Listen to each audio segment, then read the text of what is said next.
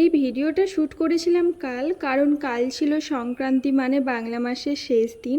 আর এই দিনে অনেকের বাড়িতেই পুজো হয়ে থাকে, আমাদের বাড়িতেও হয়। তো এই দিনে পুজোর সমস্ত কাজ, পুজোর সমস্ত কিছু আয়োজন করা থেকে আলপনা দেওয়া পর্যন্ত সবটাই আমি করে থাকি। তবে সবসময় না, মাই বেশিরভাগ করে থাকে। তবে আলপনা দেওয়ার দায়িত্বটা আমারই থাকে।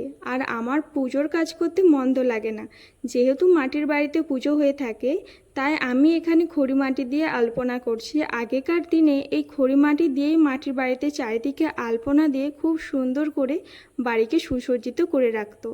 আগেও আমি তোমাদের সাথে মাটির বাড়িতে আলপনা দেওয়ার পোস্ট শেয়ার করেছি।